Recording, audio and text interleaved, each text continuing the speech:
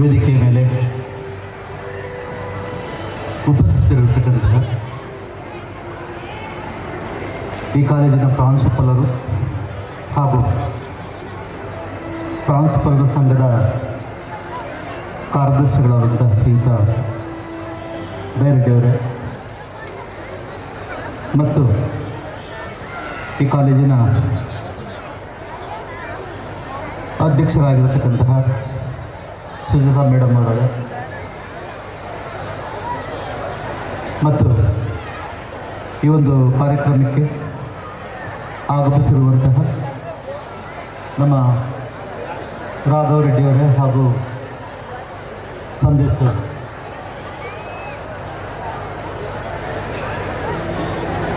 ಈ ಕಾರ್ಯಕ್ರಮ ಅತ್ಯಂತ ಯಶಸ್ವಿಯಾಗಬೇಕಾದ್ರೆ ಬಹಳ ಮುಖ್ಯವಾಗಿ ನಮ್ಮ ವಿದ್ಯಾರ್ಥಿಗಳು ಬಹಳ ಮುಖ್ಯ.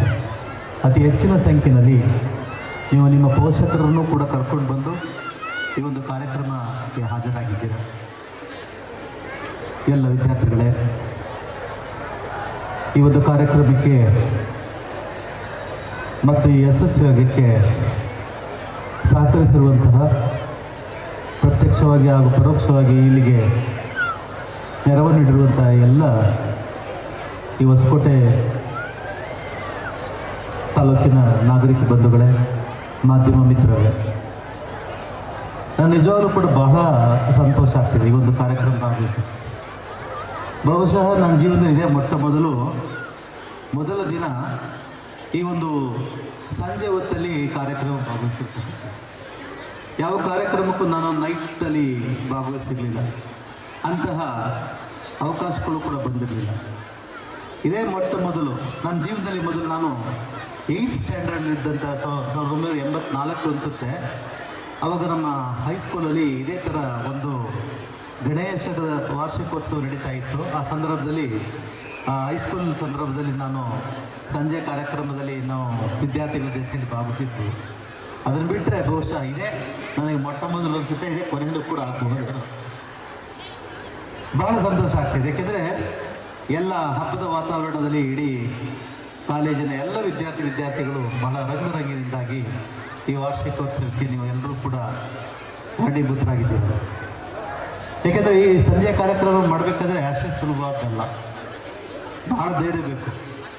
ನಡೆಸೋರಿಗೆ ಅತ್ಯಂತ ಆಸಕ್ತಿ, ಕಾಳಜಿ, ಜೊತೆಗೆ ಧೈರ್ಯನೂ ಬೇಕು. ಎಲ್ರಿಗೂ ಸಾಧ್ಯ ಆಗೋದಿಲ್ಲ. ಏಕೆಂದರೆ ಮಕ್ಕಳ ಹಿತರಕ್ಷಣೆಯೂ ಕೂಡ ಬಹಳ ಮುಖ್ಯ. ರಾತ್ರಿ ಆಗ್ತಾ ಇರ್ತದೆ, ಈ ಕಾರ್ಯಕ್ರಮಗಳೆಲ್ಲವೂ ಕೂಡ ಮುಗಿಯುವಂಥ ಸಂದರ್ಭದಲ್ಲಿ ಮಕ್ಕಳ ಸುರಕ್ಷತೆ ಕೂಡ ಬಹಳ ಮುಖ್ಯ. ಅದೆಲ್ಲ ಒತ್ತುಕೊಳ್ಬೇಕಾಗುತ್ತೆ.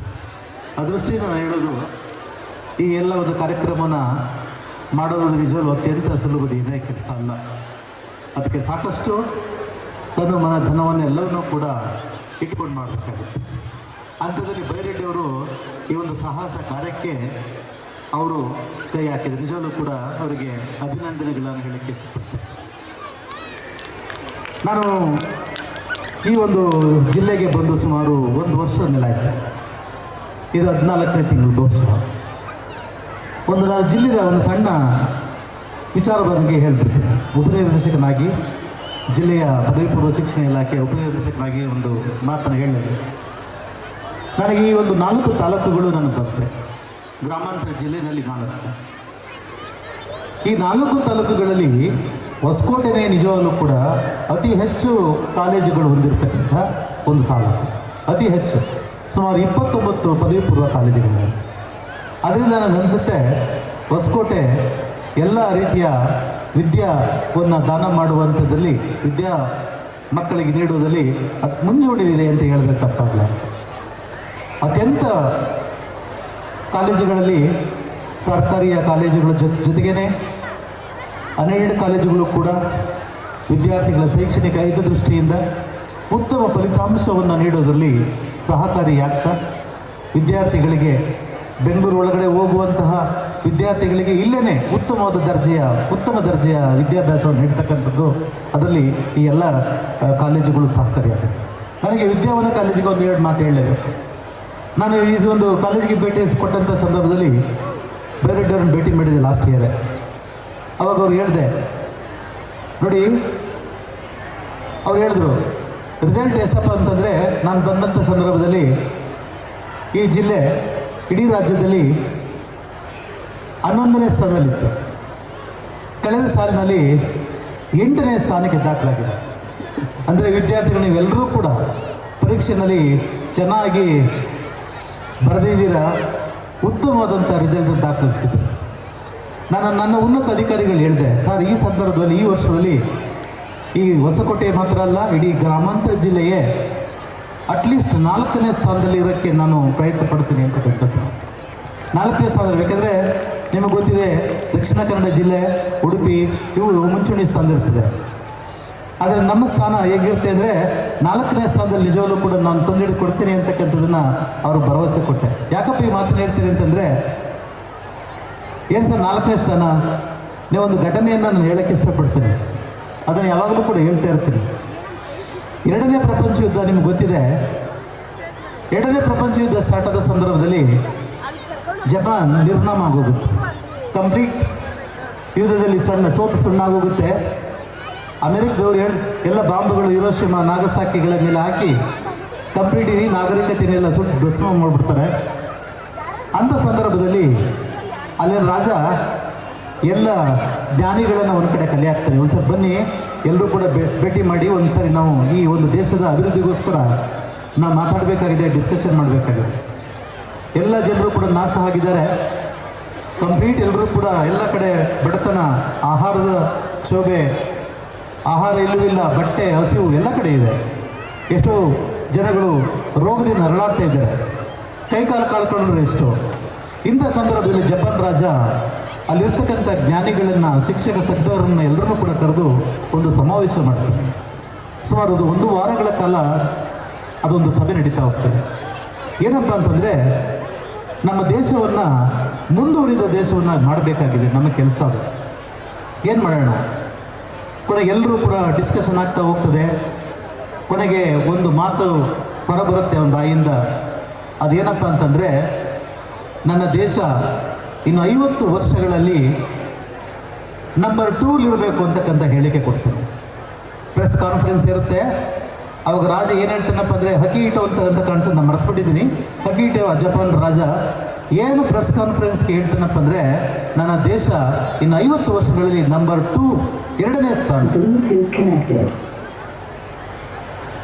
ಯಾಕೆ ಅವನು ಮೊದಲ ಸ್ಥಾನದಲ್ಲಿ ನಾವಿರ್ತೀವಿ ಅಂತ ಹೇಳಲಿಲ್ಲ ಅಂತಂದರೆ, ಅಕಸ್ಮಾತ್ ನಾವೇ ಇಡೀ ಜಗತ್ತಿನಲ್ಲಿ ನಾವೇ ನಂಬರ್ 1 ಇರ್ತೀವಿ ಅಂತಂದರೆ ಅಮೇರಿಕ ಇನ್ನೊಂದು 4 ಬಾಂಬ್ಗಳು ಹಾಕ್ಬಿಟ್ಟು ಇಡೀ ಜನರನ್ನು ಸಾಯಿಸ್ಬಿಡ್ತಾರೆ. ಅದರಿಂದ ನಂಬರ್ 1 ಬೇಡ. ನಮ್ಮ ಮನಸ್ಸು ಹೃದಯ ನಂಬರ್ 1 ಕಡೆದೇ ಇರಲಿ, ಆದರೆ ಹೇಳೋದು ಮಾತ್ರ ನಂಬರ್ 2 ಅಂತ. ಸರಿನಾ? ನಂಬರ್ 2 ಅಂತ ಯಾಕೆ ಹೇಳ್ತಾನೆ ಅಂತಂದರೆ, ನಮ್ಮ ಇಡೀ ಕಂಪ್ಲೀಟ್ ಮನಸ್ಸು, ನಮ್ಮ ಹೃದಯ ಒಂದಕ್ಕೋಸ್ಕರ ಅವಲಂಬಿಸ್ಬೋದು, ಗುರಿ ಇಟ್ಕೊಳ್ಬೇಕು. ಆದರೆ ನಮ್ಮ ಮಾತು ಮಾತ್ರ ನಾವು 2ನೇ ಸ್ಥಾನದಲ್ಲಿ ಇರಬೇಕು ಅಂತ. ಹಾಗೆ ನಾನು ಹೇಳ್ತೀನಪ್ಪ ಅಂದರೆ, 4ನೇ ಸ್ಥಾನ ನಾವು ಹೇಳಬೇಕು, ಆದರೆ ಮನಸ್ಸಿನಲ್ಲಿ ಎಲ್ಲ ವಿದ್ಯಾರ್ಥಿಗಳು ಹೇಳೋದೇನಪ್ಪ ಅಂದರೆ, ನೀವೆಲ್ಲರೂ ಕೂಡ ನಂಬರ್ 1 ಆಗಬೇಕು ಅಂತಕ್ಕಂಥ ಕನಸನ್ನು ಕಾಣಬೇಕಾಗುತ್ತೆ.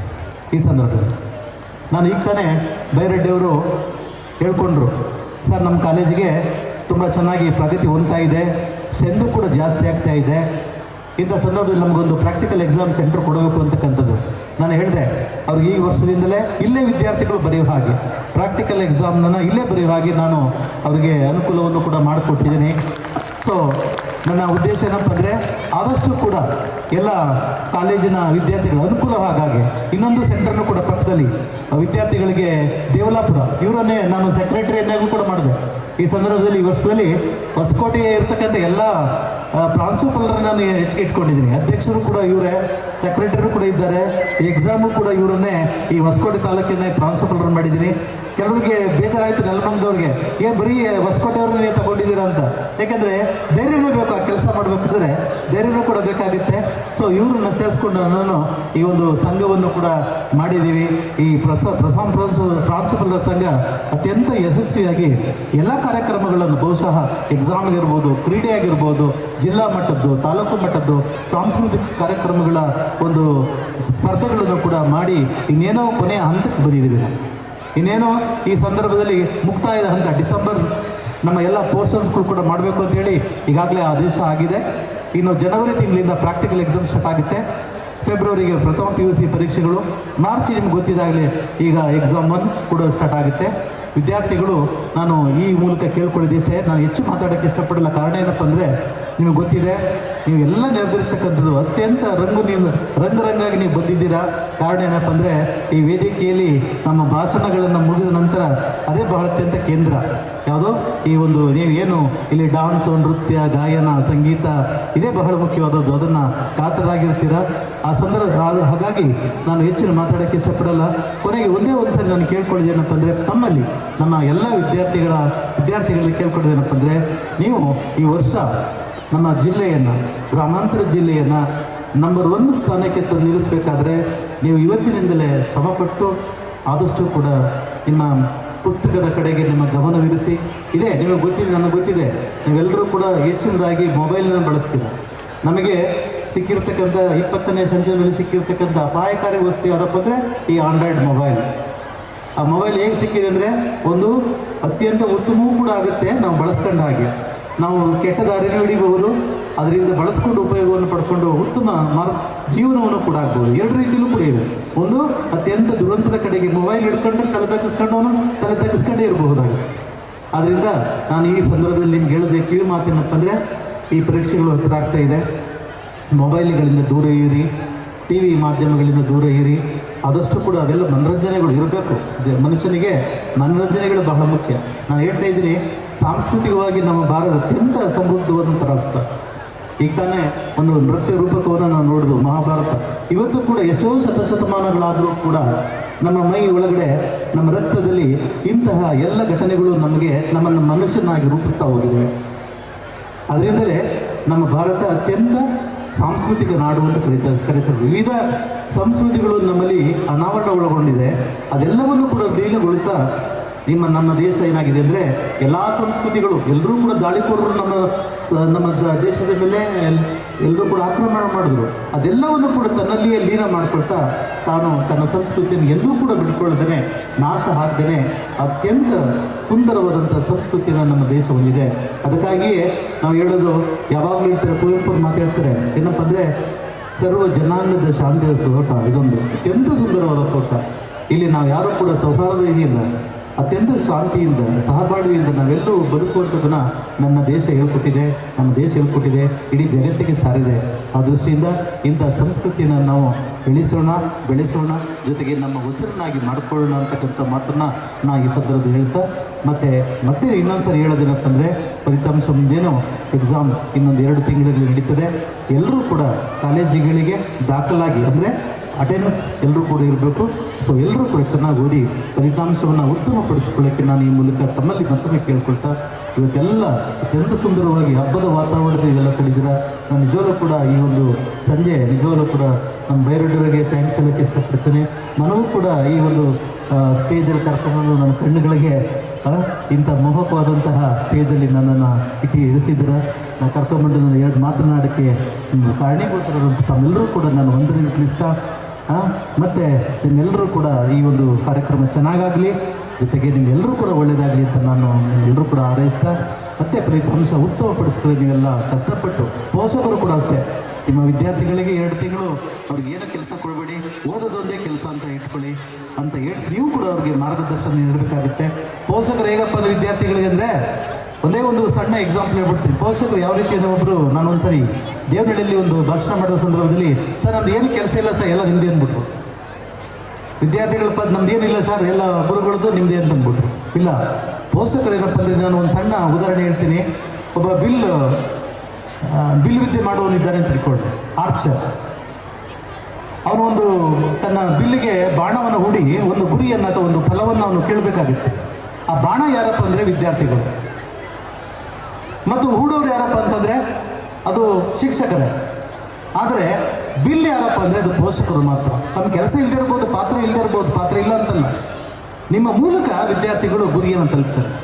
ಅದನ್ನು ಹೂಡೋರು, ಮಾರ್ಗದರ್ಶನ ತೋರೋರು ಶಿಕ್ಷಕರೇ. ಆದರೆ ಬಾಣವೂ ಕೂಡ ಹೋಗುತ್ತೆ, ತನ್ನ ಎಲ್ಲಿಗೆ ತಲುಪಬಹುದು, ಯಾವ ಗುರಿನ ಫಲವನ್ನು ಪಡಿತದೆ. ಆದರೆ ಪೋಷಕರ ಪಾತ್ರ ಇಲ್ಲ ಅಂತಲ್ಲ, ನೀವು ಅವರಿಗೆ ಹಗಲು ಕೊಟ್ಟು ಅವ್ರಿಗೆ ಬೇಕಾದಂಥ ಸವಲತ್ತುಗಳು ಒದಗಿಸುವ ಮೂಲಕ ಅವ್ರ ವಿದ್ಯಾಭ್ಯಾಸದ ಎಲ್ಲರೂ ಕೂಡ ತೊಡಗಿಸ್ಕೊಳ್ಬೇಕು, ವಿದ್ಯಾರ್ಥಿಗಳಿಗೆ ಮುಂದೆ ತರಬೇಕು ಅಂತ ನಾನು ಹೇಳ್ತಾ ಈ ಸಂದರ್ಭದಲ್ಲಿ ನನಗೆ ಕರ್ಕೊಂಡು ಬಂದು ಮಾತಾಡೋಕ್ಕೆ ಇಷ್ಟು ಮಾತನಾಡಿ ಅವಕಾಶ ಕೊಟ್ಟ ತಮ್ಮೆಲ್ಲರೂ ಕೂಡ ಹೊಂದಿಸ್ತಾ ನಾನು ಮಾತನ್ನು ಮುಗಿಸ್ತೇನೆ. ಜೈ ಹಿಂದ್, ಜೈ ಮಾತಾ.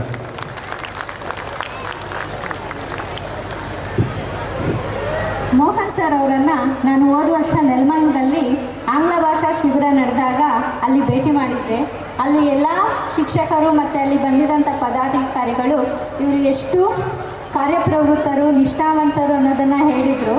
ನಮ್ಮ ಪ್ರಿನ್ಸಿಪಲ್ ಸರ್ ಅವರಿಗೆ ಅವರ ದಕ್ಷತೆ ಮತ್ತು ಅವರ ಕಾರ್ಯಕ್ಷಮತೆಯನ್ನು ತಿಳ್ಕೊಂಡು ಅವ್ರಿಗೆ ಅವರ ಸ್ಥಾನ ತುಂಬಾ ದೊಡ್ಡ ಸ್ಥಾನಮಾನಗಳನ್ನು ಕೊಟ್ಟು ಗೌರವಿಸಿದ್ದಾರೆ. ಇದರಿಂದ ಗೊತ್ತಾಗುತ್ತೆ ಅವರು ಕಷ್ಟಜೀವಿಗಳನ್ನು, ಕೆಲಸ ಮಾಡುವವರನ್ನು ಎಲ್ಲಿದ್ದರೂ ಗುರುತಿಸ್ತಾರೆ. ಅದೇ ರೀತಿ ಅವರು ಬಯಸಿದಂತೆ ನಮ್ಮ ಈ ರೂರಲ್ ಡಿಸ್ಟ್ರಿಕ್ಟಲ್ಲಿ ನಾವು ಒಳ್ಳೆಯ ಫಲಿತಾಂಶವನ್ನು ತಂದುಕೊಡ್ತೀವಿ ಅಂತ ಅವ್ರಿಗೆ ನಾನು ಈ ಮೂಲಕ ಆಶ್ವಾಸನೆಯನ್ನು ಕೊಡ್ತಾ ಇದ್ದೀನಿ. ಧನ್ಯವಾದಗಳು ಸರ್, ತಮ್ಮ ಅಮೂಲ್ಯವಾದ ಮಾತುಗಳು.